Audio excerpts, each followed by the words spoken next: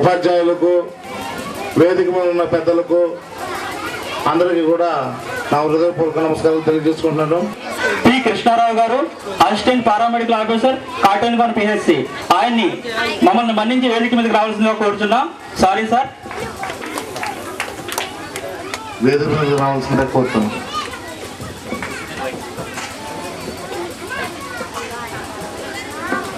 సాఖ్యమని చిరు ప్రయత్నంలోనే విజయం సాధించింది. దానికి కారణం జంగా శ్రీనివాస్, ఆయనకున్నటువంటి స్టాఫ్, ముఖ్యంగా ఈ విద్యాలయంలో పనిచేసినటువంటి సిబ్బంది ఆయనకి చాలా సహకరించింది.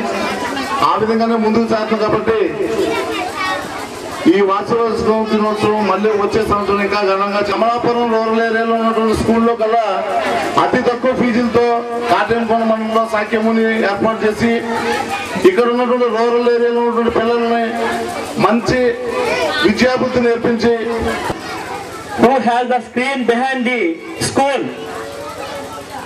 అయినటువంటి గౌరవశ్రీ మాకు అందట్లేదు గౌరవశ్రీ డేవిడ్ అండ్ హౌస్ ప్రొపరేటర్ అయినటువంటి రంబాల శ్రీ మహావిష్ణు గారిని వేదిక మీదకి ఆహ్వానిస్తున్నాం. రండి సార్. సాధారణంగా అదేవిధంగా సత్యమామ వర్మ గారిని కూడా ఆహ్వానిస్తున్నాం. మరింత విద్యాభివృద్ధిని కూడా ఈ కార్యక్రమం వచ్చే విద్యా సంవత్సరానికి మరింత విజయం చేకూర్చాలని సాఖ్యమణి ట్రస్ట్ ని, సాఖ్యమణి స్కూల్ అభినందిస్తూ నాకు అవకాశం చూడండి. అందరికీ కూడా నమస్కారం తెలియజేసుకుంటాం. వేదికను ఉద్దేశించి వారి యొక్క అమూల్యమైన సందేశాన్ని ఇవ్వాల్సిందిగా కోరుతున్నాం. విద్యార్థులకు ఆరోగ్యపరమైన సలహాలు కూడా ఇస్తూ మా స్కూల్ని విజిట్ చేసి విద్యార్థులకు ఆరోగ్య PHC assistant paramedical officer P Krishnarao గారిని వారి యొక్క అమూల్యమైన సందేశాన్ని ఇవ్వాల్సిందిగా కోరుతున్నాం.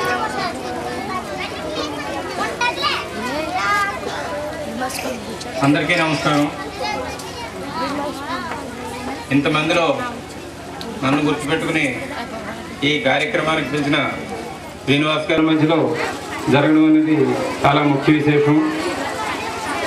నేను నా డ్యూటీలో భాగంగా అన్ని మన మండలంలో ఉన్నటువంటి 3 సంవత్సరాలు అయింది మండలానికి వచ్చి నేను ఈ 3 సంవత్సరాలుగా అన్ని విద్యా సంస్థలని, ప్రైవేట్వి, గవర్నమెంట్వి అన్నీ కూడా విజిట్ చేస్తాను. అందులో భాగంగానే ఈ స్కూల్ అవడం అనేది చాలా ముఖ్య విశేషంగా నేను భావిస్తున్నాను. అలాగే పిల్లలు కూడా ఎంతో క్రమశిక్షణతో ఉండి వారి తల్లిదండ్రుల పట్ల, వారి గురువుల పట్ల విద్యాబుద్ధులు నేర్చుకుని వారికి కృతజ్ఞతలుగా ఉండడమే కాకుండా వారు పైకి వస్తేనే ఇక్కడ టీచర్లకు కానీ అలా గురుస్థుతి కూడా వినిపించారు. అంతకంటే ముందు తల్లికి ఆ గురుస్థానం ఇచ్చారు. మాతృదేవోభవ, పితృదేవోభవ, ఆ తర్వాతనే ఆచార్య దేవోభవ. అంటే మొట్టమొదటి తల్లి ఒడి, అంటే తల్లి ఒడి నుంచి తండ్రి ద్వారా ఎక్కడికి చేరుతారు విద్యార్థి? గురువు దగ్గరికి. అంచేత గురువుకి అటువంటి స్థానం మొట్టమొదటి నుంచి మన సంస్కృతిలో ఉంది. ఆ గురువు స్థానాన్ని మొట్టమొదటి మనం నిలబెట్టుకోవాలి. మనం పిల్లలకు ఆదర్శప్రాయంగా వస్తూ ఉంటారు అన్న పరిశీలనతో చూస్తూ ఉంటారు అన్నటువంటి దృక్పథం మొట్టమొదట టీచర్స్లో ఉండాలి. అప్పుడే మనం ఆదర్శప్రాయమైనటువంటి ఒక పౌరులుగా మెలగగలిగిన అనుభవం ప్రారంభం అవుతుందంటే మనం అందరం కూడా ముందర పిల్లలకు ఆదర్శప్రాయంగా ఉంటూ అప్పుడు పిల్లలు మన ప్రవర్తన చూసి నేర్చుకుంటారు. మనం చెప్పిన మాటలే కాదు, మన ప్రవర్తనను కూడా చూసి 1000 కళ్ళతో కనిబుద్ధులు మాత్రమే కాకుండా విలువలతో కూడిన విద్యను మనం తీర్చిదిద్దడం అనేటువంటి మంచి బాధ్యత ఈ విద్యా సంస్థల మీద ఉంది. అటువంటి విద్యా సంస్థల్ని నెలకొల్పిన వాళ్ళు నిజంగా దైవం తర్వాత దైవంతో సమానం. ఎంతో మందిని రేపు పొద్దున ఏ వృత్తిలో స్థిరపడినివ్వండి ఆ వృత్తికే వన్నె తెచ్చే విధంగా ఈ స్కూల్ విద్యార్థులు తయారవ్వాలని నేను ప్రార్థిస్తూ స్కూల్ యాజమాన్యానికి అందరికీ కృతజ్ఞతలు తెలుపుతూ సెలవు తీసుకుంటాను. రిటైర్డ్ ఎంప్లాయ్ చిట్టూరు శ్రీరామమూర్తి గారిని వారి యొక్క అమూల్యమైన సందేశాన్ని వస్తుందిగా కోరుతున్నాం. నేను ఒక రిటైర్డ్ ఎంప్లాయీ ప్రస్తుతం ఖాళీగానే ఉంది, డ్రెస్ చేసుకుంటున్నాను.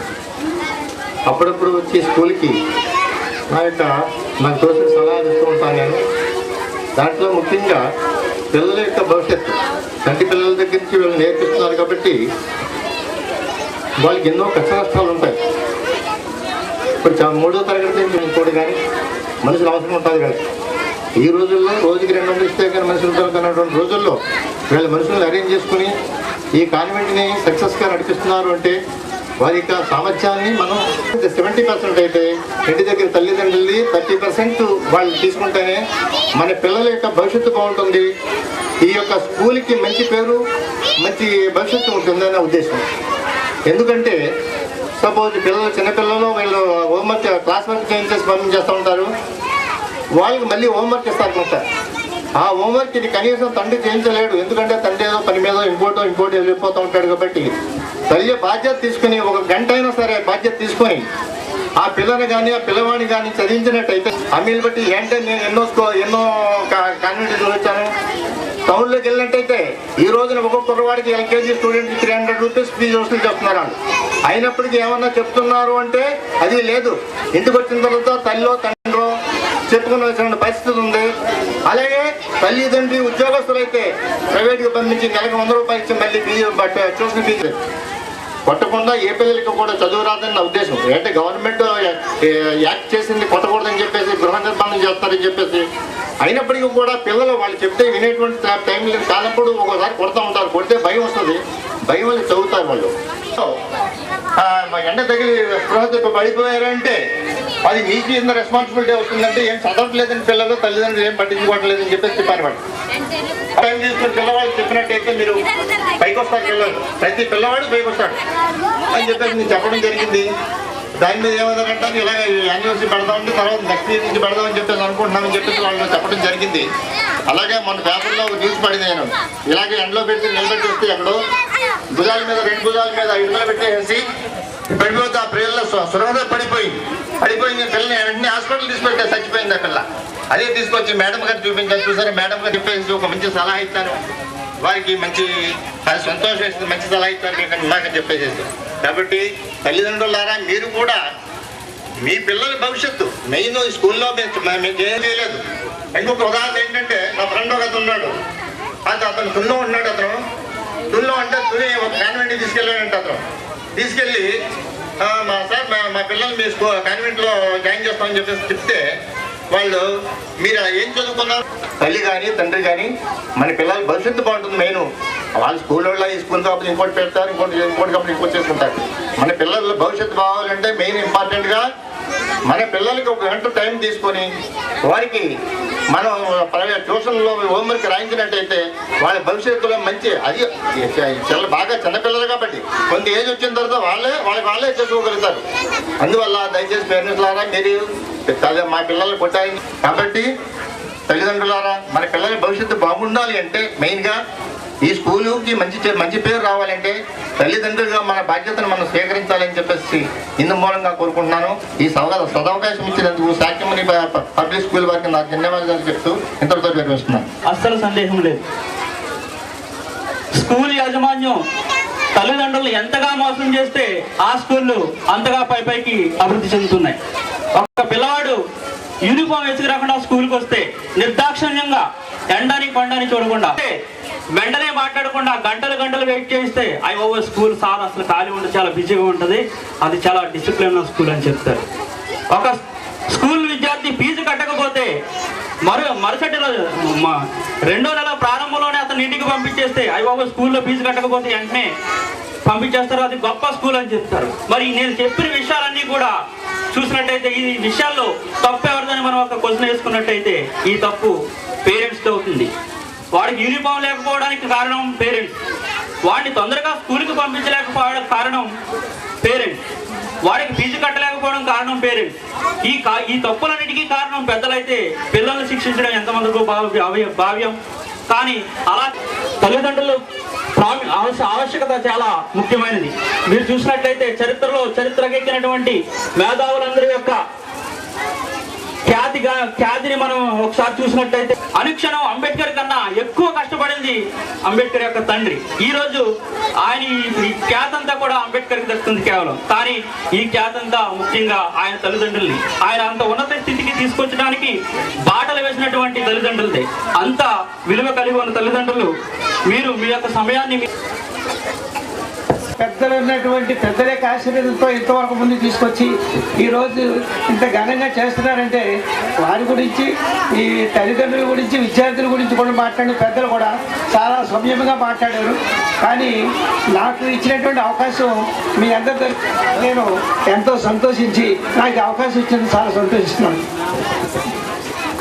మండల రెవెన్యూ అధికారి గారైనటువంటి ఎలీశ్వరరాజు గారిని వారి యొక్క అమూల్యమైన సందేశాన్ని ఇవ్వాల్సిందిగా కోరుతున్నాం. మరి ఆయన ఇంత ఉన్నత స్థాయికి రావడానికి ఆయన జీవితంలో జరిగినటువంటి ఆటుపోట్లు అన్నీ కూడా ఇక్కడ అందరికీ వివరించవలసిందిగా కోరుతున్నాం. ముందుగా మా డిపార్ట్మెంట్ పరంగా ఇది ఒక ఈ డయాస్ పరంగా నేను మనవి చేసుకునేది ఏంటంటే, కాట్రేనికోన మండలం, ఈ కాట్రేనికోన మండలం ఎలక్షన్ ఎలా జరుగుతుంది, చాలా ప్రాబ్లమ్స్ ఉంటాయని నేను ఈ ఊర్లోకి వచ్చిన మొట్టమొదటి రోజే నాకు చాలామంది చెప్పారు. సరే ఇక దైవాదేనం అనుకుని కష్టపడి పనిచేసాం. రిజల్ట్స్ మరి వివరించినటువంటి రాజకీయ పార్టీ నాయకులు కానీ, ప్రజలు, ముఖ్యంగా మా ఉద్యోగులు, మరి ఎన్నికల సిబ్బంది, ముఖ్యంగా అందరూ కూడా మాకు చాలా సహకరించారు. ఇందుకు నేను మీ అందరికీ మనస్ఫూర్తిగా నా ధన్యవాదాలు తెలియజేసుకుంటున్నాను. తర్వాత మీడియా కూడా మాకు బాగా సహకరించారు. ఏదో ఎక్కడో లేనిపోయి ఉన్నది లేని అన్ని రాయకోకుండా చక్కగా వాస్తవాలు మాత్రం తెలియజేసి మీడియా సోదరులందరికీ కూడా ఈ సభాముఖంగా నేను ధన్యవాదాలు తెలియజేసుకుంటున్నాను. కాట్రేనికోన మండలంలో ఏదన్నా ఉన్నట్టే రాశారు. ఇక ఫర్దర్ పిల్లల చదువు దీని గురించి నేను చెబుదాం అనుకున్నాను. అందరూ ముందే చెప్పేశారు, ఇంకా చెప్పడానికి ఏం లేదు. అయినా నేను కూడా చెప్పాలి. ఇప్పుడు ఇందాక ఎవరో గణనాడి గారు చెప్పారు, ఇది పిల్లలు ఇంగ్లీష్ మీడియం కాన్వెంట్లో జాయిన్ చేస్తున్నాం కాబట్టి మా పిల్లలు ఇంగ్లీష్లో మాట్లాడాలని ఆశ ఉంటుంది.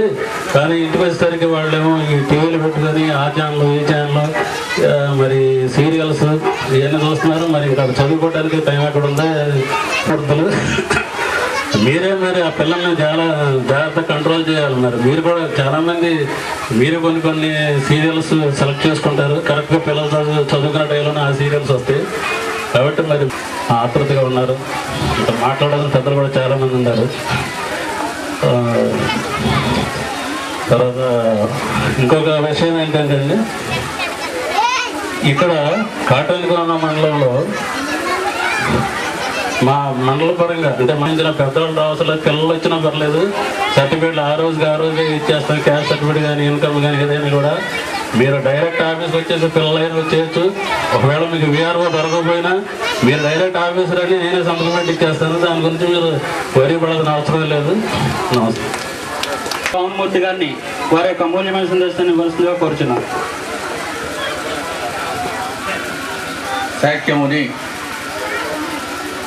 పబ్లిక్ స్కూల్ వార్షికోత్సవ సమావేశానికి ఇచ్చేసినటువంటి మరి ముఖ్య అతిథులు,